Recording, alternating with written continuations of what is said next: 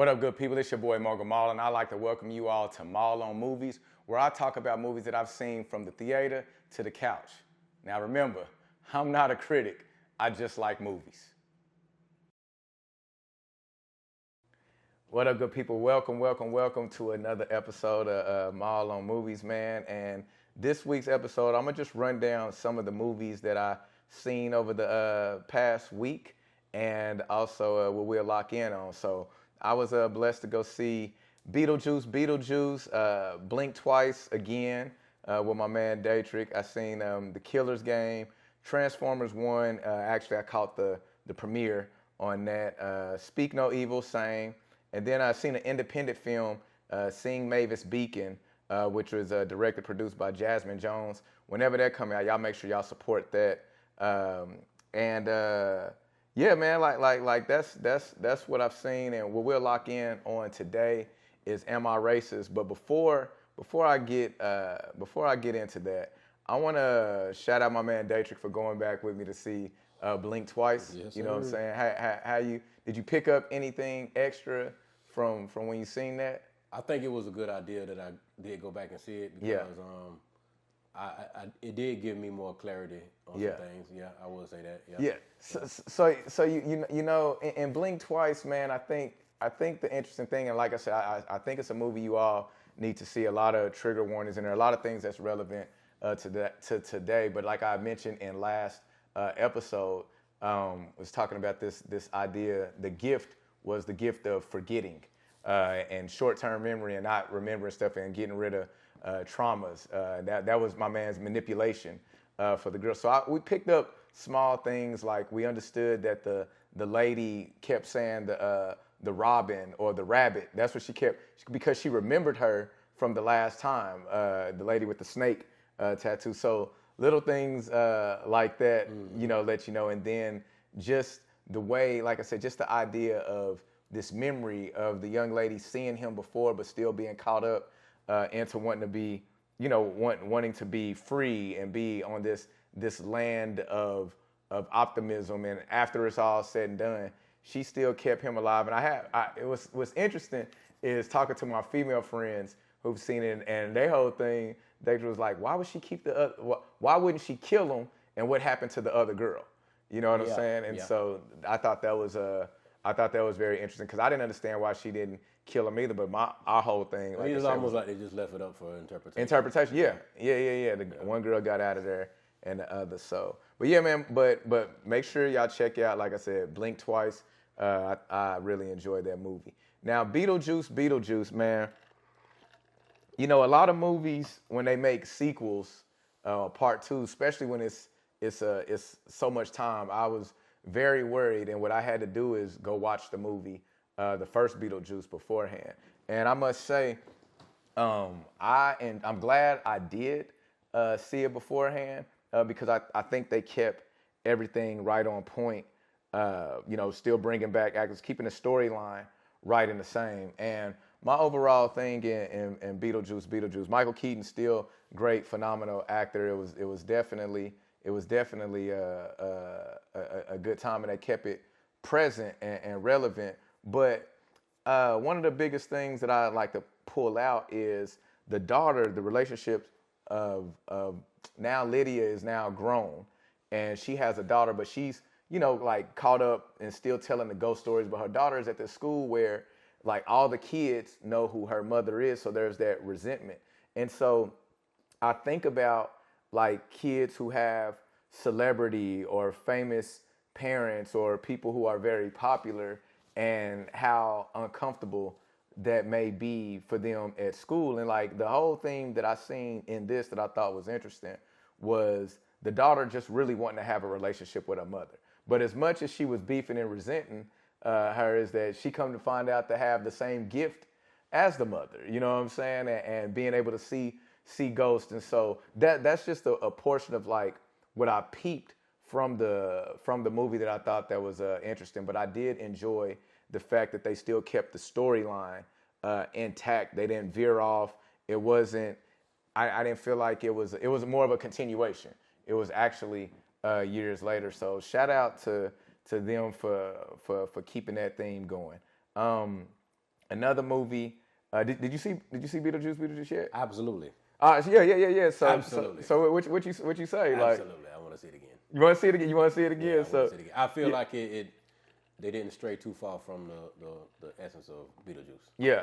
So I enjoyed it. So all right. So let me ask you this. So did you think at any point, did you think it was weird before we found out old buddy that she was liking was a ghost? Mm-hmm. Did you find it interesting that when he walked through with his parents, they didn't turn their heads or they didn't pay attention? Did you catch anything? I ain't that smart, so I didn't. I thought that it was just a distant family. Yeah. But it made sense after they It makes yeah. It was like, oh. Yeah, like so that whole twist in that, and once again how she was able to like man, that was crazy, y'all. Like she falling in love with a ghost.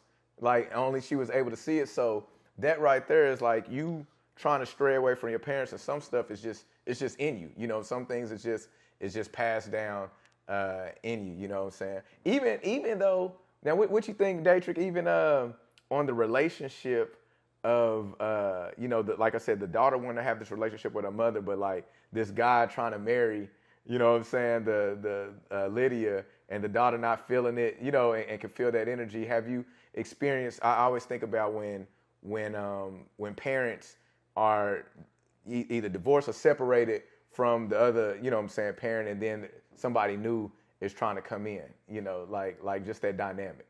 Yeah, I think that's just something that's in a lot of mixed blended families. Yeah, blended families and blended situations where, you know, you gotta go in and kind of date the kids too and win them over. So I get it. I'm in a blended family. Yeah, so, word. I understand all too well how, you know, how that play out.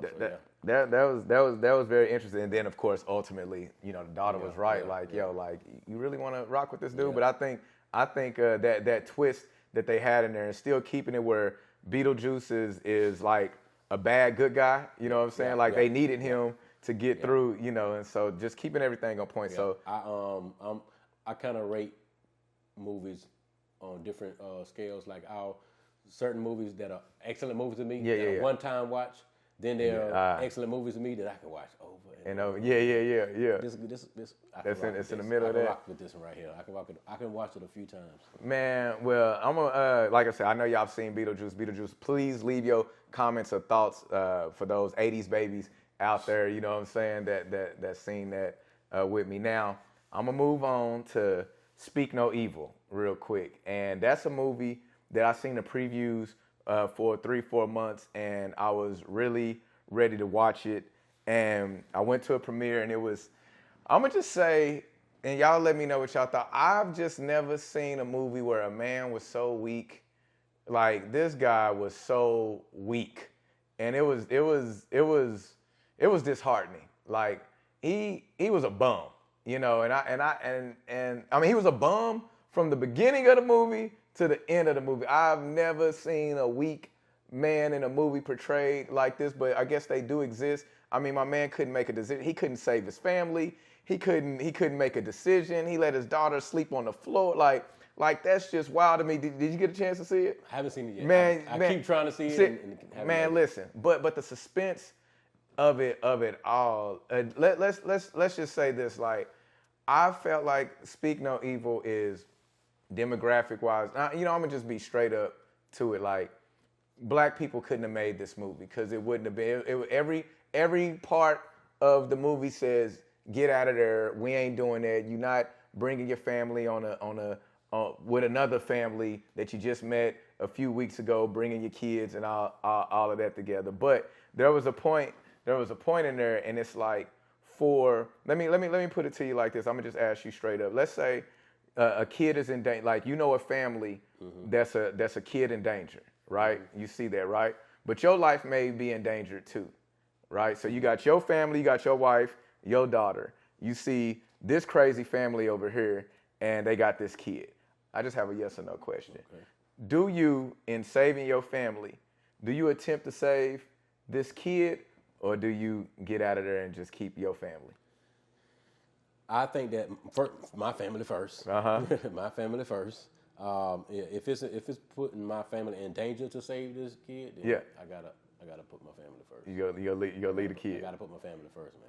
Now, let me add. Okay, go ahead. My wife. Yeah, that's where I was going. Come on, what's she gonna say? My wife, on the other hand, is probably gonna have a problem with Go that. have a problem with that. And so, you gotta go get that kid. I'm gonna have to step up. Hey, look, man. The crazy thing about this is after the movie, I'm talking to some of the fellas, and the brothers is like, "We out."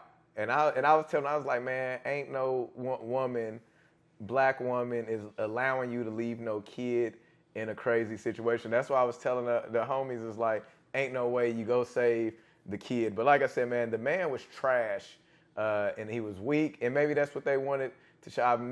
It was cringeworthy. I think some movies, they want you to yell at the screen. They want you to yell, yeah. Some movies just want you. Ain't no way in the world y'all wrote it like this. Man, listen. So shout out to Speak No Evil. It's probably, I mean, if I watch it, it was entertaining, but it was definitely believable, but very unbelievable. You know what I mean? And so, man, I got a chance, like I said, to go see the previews of the premiere of Transformers 1. I'm not gonna dive too much in that. We'll come back to that. But the thing that I want to throw out there, because my man Daytrick hasn't seen it, so we will dive into it on the next episode. But it is what I didn't know. For number one, this Transformers movie is great. I enjoyed it. I love the CGI stuff that they use, the storyline. Now I ain't gonna lie, I was in there lost for a second because it's a prequel. It shows you how the Autobots, the Decepticons, and all of these things, like how they came about. But the Autobots and the Decepticons, yeah. So the origins of Optimus Prime and Megatron. So we'll come back on that one, but I want to key in on this idea of brotherhood and how partners be like this, and then one thing goes left or right, and then now you enemies, and that's what I took from it is this idea of brotherhood. We can have the same goal or idea, but we want to hit it from a different angle. So, like I said, man, y'all, I'm giving y'all a quick spoiler, but like I said, we'll drop back into it next week and dive a little deeper on that. But I really enjoyed Transformers 1, and so man, my movie, the one that, and I feel weird in it, is because it's like I want to give promotion to it, but I don't. Is Am I Racist? Now, I didn't know, for y'all that know, I when I go to the movies, a lot of times I just go. Like, I don't look at previews. I just go. Like I say, I just like movies. And so this title kind of, had me curious. It said documentary. I feel like it said comedy or documentary, something in there, but it was shot like a documentary. And so it was, the guy, his name is Matt Walsh. And I think it's the Daily News. I think that might be his outlet. But anyway, this movie, as I was in there I was the only black person. I mean, like I said, I went the day that it came out, and it was about 5 or 6 other people in that movie, and it was a very, I would say it was an uncomfortable movie for me, but it allowed me I'm a type of person who always want to hear what other people are thinking, and so the whole premise of it was Matt Walsh doing a documentary wanting to expose this idea of DEI. And we all know that's diversity, equality, and inclusion. And that's been a big hot topic in politics and what they're doing with getting rid of DEI and affirmative action and things like that. And so I was the whole time I was in the movie, I was uncomfortable because I couldn't tell if people were tricked into being a part of this, if they signed releases, if they agreed, because it was low key but high key at the same time, making mockery of this idea of breaking down for white people, like having you think if you're a racist or not. And so I think his whole premise was saying that people are getting rich off of white guilt, or making people, feel shameful for things of the past, but getting paid off of it. So a lot of times throughout the film, as y'all seen, is that whenever he's going to these different entities, these different speakers, these different, and he's posing as a DEI expert. You know what I'm saying? So that was already crazy in itself. You're like, what's a DEI expert? But each location or each event that he was going to cost money. And so he was relating it to like the amount of money people are spending to go in here and have someone make them feel guilty. So it's like guilting them out of money and saying, am I a racist? And trying to break down these racial barriers. And so one of the things that I found unique is like he's going to listen to different speakers, different parts of the country as well, just asking us questions like, you know, do you believe in racism? Do you think, like, what's your relationship with black people? And it was like I said, there was a lot of things that made me uncomfortable. And one of the things that made me uncomfortable was there's a scene in there where him and one of his other friends, producers, as part of the show, I don't know if he's full black or mixed, but they were in front of the White House or in D.C., and they were petitioning to take down the George Washington Monument and replace it for George Floyd. And I was like, that made me uncomfortable to see them use George Floyd in that instance, but they were asking people to sign a petition. And so some people were signing, some people weren't. And it was like, yo, we need to get rid of these monuments, these statues of people who represent racism and all that. And so, you know, that's a big thing too, is like, yo, we're trying to tear these things down that are celebrated across our nation. You know, when you start seeing certain statues, certain monuments representing these people who were known to have slaves and possible racists. And so, like I said, I want people to see it because I think it's important discussion to have. But even throughout the film, some of the things that he was doing was really showing his white privilege. And I don't know if he was peeping that or not. Like, it was like, yo, bro, like, you're, as a man, like white male privilege. And so I'm wondering if those who have seen it, if y'all felt that same way, if you've seen that, you know. But like I said, I think it's very interesting to hear other people's point of view of how they try to spin stuff.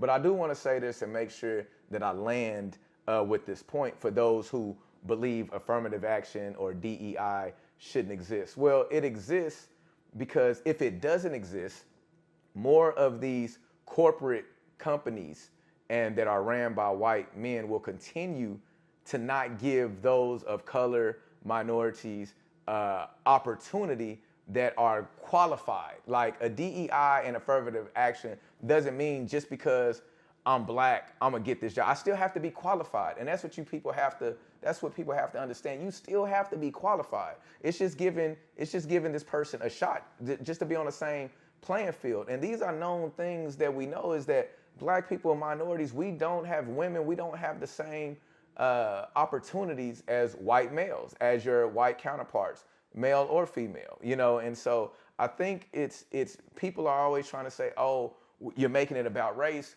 but it's like, yo, a lot of things are, and you can't deny that, you know. And so it's not to make you feel guilty of your past, but it's like understanding why things are the way they are. And so I just really want to land with that, and people, we're trying to remove that out. And it's like, yo, like we are at this place. If I always like to say is that when the Constitution was written, black people were not at the table. There were no minorities there. You know what I'm saying? So a lot of things that we are still fighting for rights at this point today, you know. And so just go see it, check it out. Daytrick, at this time, man, if you like, what's the reviews on it? What's what you see? Give me the highs and the lows. Yeah. Let me give you a couple of them, man. I'm gonna start out with a 5-star. Okay. A 5-star. This is what the person that gave it 5 stars said. Okay. Uncomfortable humor, absolutely worth seeing. Okay. The critics saying half the audience will laugh and the other half will walk out. Obviously, I can't quite understand what they're saying. Hasn't sat in the theater during this one. Not sure what they were trying to say right there. They said that my Blue State Theater was packed and not one single person got up the whole 2 hours. I held off a bathroom break for 40 minutes. Yeah. And because I didn't want to miss a thing. Yeah. Awesome docu-comedy. Interesting. So now whoever said that, they said that they're in a blue state, so that's for the liberals. So liberals sat through it, and like I said, he poked fun because Matt Walsh is on the Republican side of things. That's where his views. He stands opposition on a lot of liberal views, and so I would say that's a fair assessment because, like I said, it was very uncomfortable, and back to that docu-comedy type of thing. I didn't know what to take serious, like what was staged, what wasn't, but uncomfortable is truly what it was. All right. Oh, yeah. And this is a half a star. Okay. Damn, you're giving it a half a star. Yeah, half a star. This is the type of movie that will attract a certain type of viewer, and it was made for them. The vast majority of people will find this movie to some degree repulsive and racist. The cinematography was poor, the script was even worse, and the content deplorable. There is nothing funny here, only a disturbingly large waste of everyone's time, money, efforts, and digital video storage. Dang. I wouldn't go that far with it. Like I said, man, I couldn't agree with that one. There's pieces of it, possibly, like I said, the script. I just couldn't tell what was scripted and what was real. You know, what was real. Making fun of certain things is not. I think as a minority, it's not going to sit well. Period. You know, and I think, like I said, I think this idea for many white people, in this idea of like not wanting to, saying that why should I pay for my ancestors' sins or things like that, and it's like, well, I'll just speak for me personally. It's just acknowledge it, and then know that you have an advantage. And the way you get outside of that is like, are you doing the work to help? What are you teaching? What values are you teaching your kids? What if you run a company? Do you hire people that just only look like you, or do you step out the realm? Do you step out to understand? But I think it just starts off with acknowledging and not running from things. So, yeah, I'm kind of like, I'm the type of person where I'm like kind of what you said, where I like to listen to both sides because there's stuff that you can hear. For me, whether I agree or not, I can learn something or do something from something that'll help me to see things. And maybe even make be the type of person where I can work on a fix when I listen and try to understand, why this person think like this or not. So, I like I said, man, I definitely think it's a movie that folks should see at least once. It's a tough watch. Like I said, it's a tough watch for minorities. Like I said, especially if you believe in DEI and you believe in affirmative action and things like that, it was uncomfortable. But like I said, there were good points that he made. There were good points that he made in there, and so that's why I say it's like I'm willing and open to see, and I like to have more discussion about it. So for those of you who have seen it, like definitely type in there. Let me know your thoughts. Let me get some more information from how you seen it. And maybe it give me something to think on as well. And so, like I said, man, y'all check that out. Beetlejuice, check that out. Speak No Evil. I seen The Killer's Game. I don't have much to say about that. Transformer 1, we go hop into next week and a couple of more other movies. And so, y'all know what it is. Maul on movies. Like I said, I'm not a critic. I just like movies, man. That is it. So catch you on the next one. Peace.